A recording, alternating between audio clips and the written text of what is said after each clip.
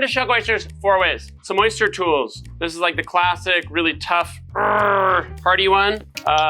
This is kind of a clam knife, oyster knife. I don't mind these ones. And then this is just a really cheap paring knife.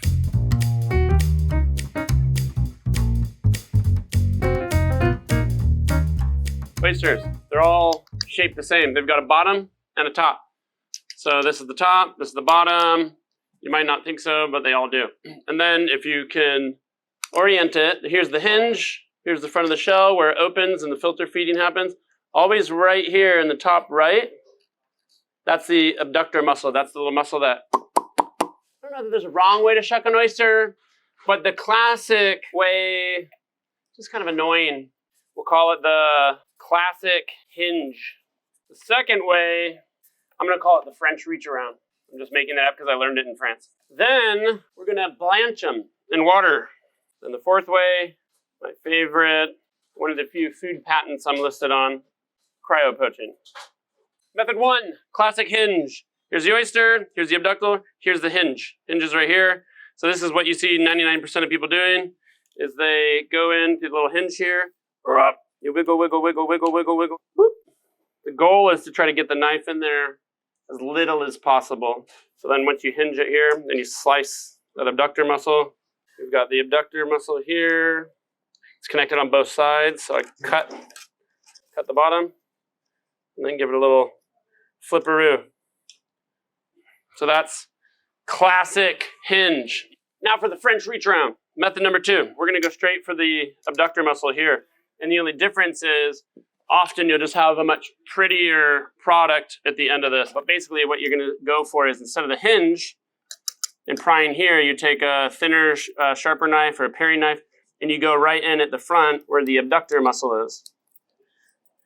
And you just cut that. That way you don't have any of the like busted shell.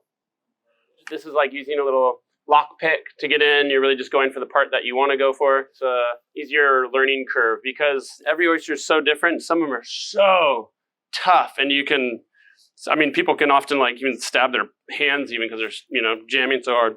Cryo-poaching.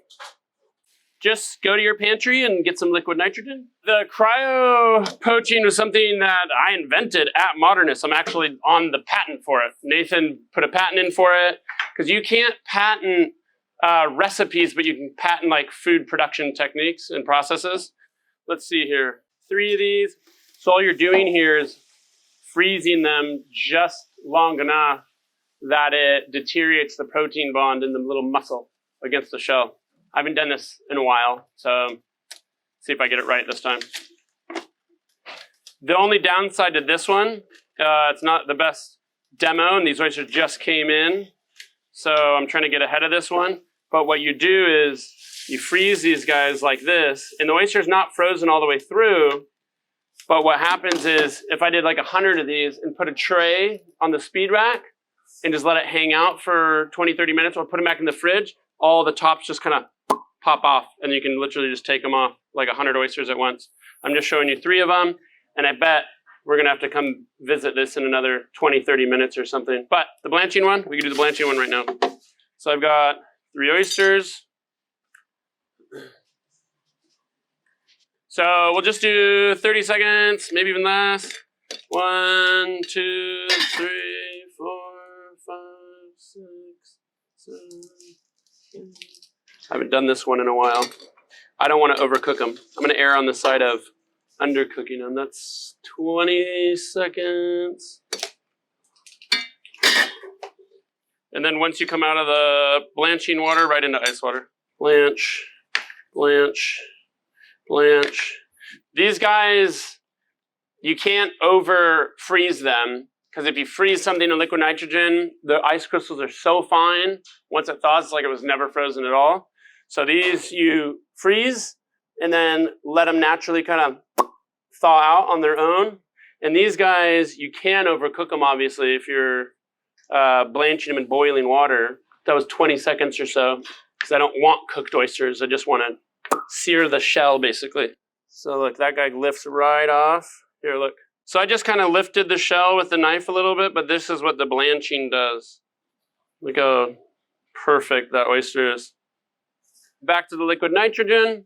The same thing's happening that happened with the blanched one. So the mussel is getting denatured and it's losing its bond to the shell. The only difference is they need to thaw a little bit longer. So you ever thought about thawing something in ice water?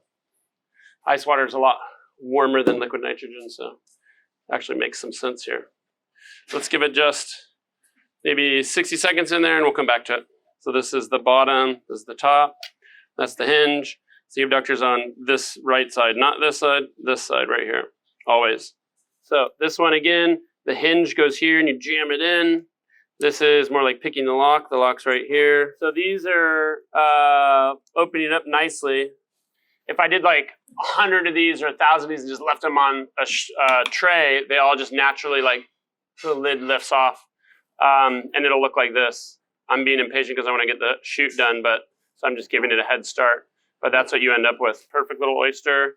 You keep all the juice, all the liqueur in there. These are blanched in hot water, so boiling water about 20 seconds, and then ice water. And these are cryo-poached, so liquid nitrogen, and then you can leave them until they thaw on the surface and just slide the shell off.